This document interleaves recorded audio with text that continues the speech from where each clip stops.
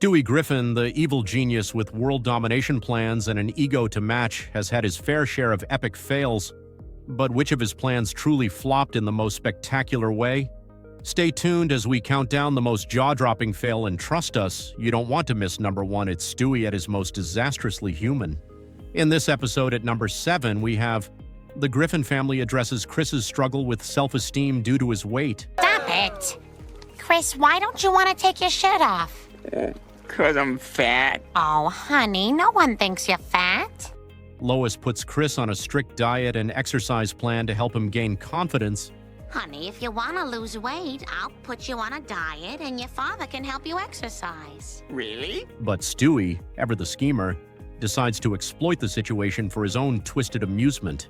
This meatloaf is a symphony of flavor. It's too bad you can't have some. Stewie's plan? To sabotage Chris's efforts by intentionally overeating in front of him, hoping to crush his brother's spirit and heighten his insecurities. Stewie gorges on junk food with glee, mocking Chris's inability to join in. However, the plan backfires hilariously when Stewie himself becomes grotesquely overweight, struggling with his own newfound obesity. Oh, and feel free to use my fork. I shan't be needing it. Watch me. While Stewie set out to mentally torment Chris, he ends up suffering from his own gluttony, waddling around the house in embarrassment. His once diabolical plan to undermine Chris turns into a self-inflicted lesson in moderation, making this yet another time where Stewie's grandiose schemes fail miserably.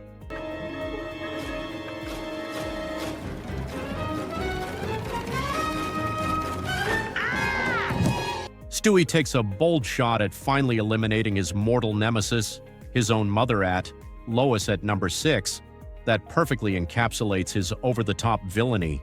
Stewie's plan kicks off with a simple but devious maneuver. Victory is mine! He rams Lois with his tricycle, sending her hurtling down the stairs in a chaotic tumble. For most, that might have been enough, but not for Stewie.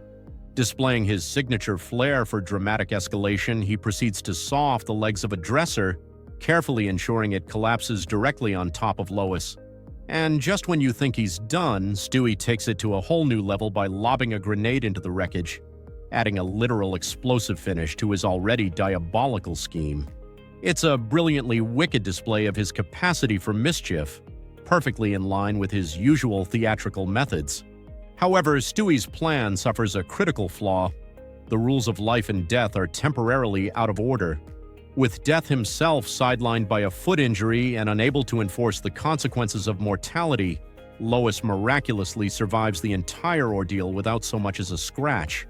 What could have been Stewie's crowning moment of victory turns into a hilariously tragic failure as his intricate plan collapses under the weight of pure bad luck. I'm glad we're together again. Oh, I think I hear our friend Trolley. Actually, it's your mortal enemy, Stewie. Oh, what the? I wouldn't bother visiting the neighborhood of make-believe today, Mr. Rogers. I dare say you'll find it quite in ruin. What? At number 5, we have Stewie delivering a trifecta of outrageous antics, showing off his penchant for chaos and manipulation. The episode kicks off with a bizarre dream sequence where Stewie, armed with his usual hostility, shoots and kills Mr. Rogers in cold blood. What? What the devil? It's okay, Stewie. You were just talking in your sleep. While it's just a dream, it perfectly captures Stewie's dark sense of humor and unrelenting disdain for anything wholesome. Back in reality, Stewie's mischief reaches new heights as he begins urinating all over the house, blaming the mess on Brian in a calculated move to shame him. Stewie's act isn't random. It's a carefully crafted scheme to sow discord, demonstrating his sharp mind and knack for villainy. His smug satisfaction as Brian gets blamed highlights just how far Stewie is willing to go to maintain his chaotic reign in the Griffin household. But the mayhem doesn't end there. When Brian confesses his love for Lois, Stewie takes the opportunity to stir the pot even further. Sensing Brian's vulnerability, Stewie begins scheming to make him jealous, throwing himself into the role of a meddling, over-the-top instigator. The results are as hilarious as they are maddening, with Stewie reveling in Brian's frustration. It's okay, Stewie. Where the hell's Peter? That was good, Reuben. Now play Brahms' Lullaby. At number 4, Stewie, being the little genius he is, tries to solve the pain of teething in the most Stewie way possible. No, enough! The only thing worse than the wretched pain in my mouth is the excrement spewing from yours. By building a time machine. Yes, you heard that right. He decides to travel to the future where his teeth are already grown in, thus avoiding the agony of teething altogether. Now, you'd think a time machine could be used for world domination, but nope. Stewie's big evil plan here is to skip the pain of growing teeth. Talk about a villain with some priorities. Unfortunately, things don't go quite as planned. Stewie doesn't actually get to travel to the future, and instead he's left with a malfunctioning machine and his usual frustration. Even though this episode doesn't feature any world-ending plans, the fact that Stewie attempts to build a time machine for something as trivial as teething shows how delightfully obsessed he is with technology and his own genius, even if it's a little misguided. In true Stewie fashion, his adventure is filled with failed attempts and a reminder that no matter how brilliant the villain, they still get caught up in the small stuff sometimes, like a painful toothache. Hey, Carol, it's me, Ted. Listen, I came back because I love you, and, I'm just kidding, it's me, Peter. Oh, it was so nice of you to come, Peter. You're so considerate. I was nothing. At number 3, we have Stewie, ever the jealous and possessive baby, is not about to let anyone threaten his position as the youngest and most important Griffin. When Peter and Lois start trying for another baby, Stewie freaks out at the thought of losing his special status. Aw, did someone have a bad dream? Why don't you sleep with Mommy and Daddy? So what does he do? He builds an advanced shrinking spaceship, complete with anti-sperm laser weaponry. Because of course, when you're a baby genius, a laser weapon for stopping sperm sounds like the obvious solution to keeping your spot in the family. Stewie in his tiny spacecraft embarks on a microscopic journey into Peter's body, intending to sabotage the sperm and prevent the conception of another sibling.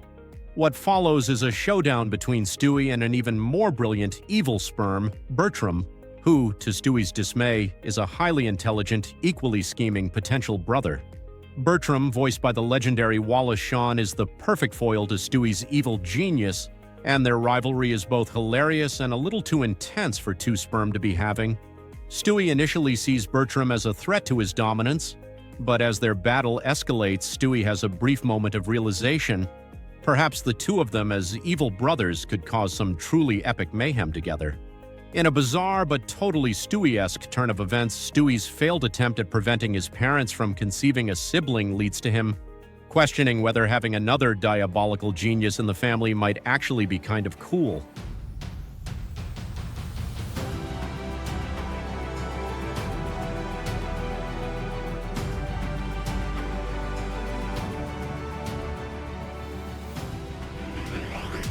At number 2, we have Stewie and Brian taking a trip down the memory lane, literally, using Stewie's time machine to revisit the very first episode of Family Guy. What starts as a nostalgic journey quickly spirals into chaotic mayhem, thanks to Stewie's meddling with the timeline as his plan fails miserably. Stewie and Brian decide to travel back to January 1999 to witness the pilot episode's events firsthand. Initially, they only plan to observe how it all began. However, Brian, as always, can't resist the opportunity to interfere. He warns his past self about the tragic events of 9/11, inadvertently creating a future where the timeline splits into a dystopian reality with disastrous consequences. Realizing the gravity of their mistake, Stewie and Brian attempt to fix the timeline. However, their interventions lead to a cascade of errors, resulting in the creation of countless versions of themselves. These alternate Stewies and Brians, each representing a different timeline, begin to interact and cross paths in chaotic and absurd ways. The chaos unfolds because Stewie's time machine, designed for precision, is overused and mishandled. While Brian's initial meddling sets the chaos in motion, Stewie's decision to repeatedly go back and forth in time exacerbates the issue, leading to an unmanageable number of duplicates. I'm too small, am I, Brian? Well, we'll just see who's the bigger man. Brian, sorry I got testy. At number 1, we have Stewie and Brian embarking on an unusual adventure when Stewie invents a shrink ray. Stewie creates a shrink ray with plans to explore the microscopic world for scientific purposes. However, when Brian gets on his nerves, Stewie impulsively shrinks him down to a tiny size. Things take a chaotic turn when Stewie accidentally shrinks himself as well. Once shrunken, Stewie and Brian are faced with a world where even the smallest creatures are terrifyingly enormous. From insects to household hazards, everything becomes a threat. A particularly comedic moment comes when they encounter a giant cockroach that chases them through the house. The climax comes when they're swallowed by a frog. Inside the amphibian's digestive system, they meet other shrunken individuals who have built a bizarre civilization.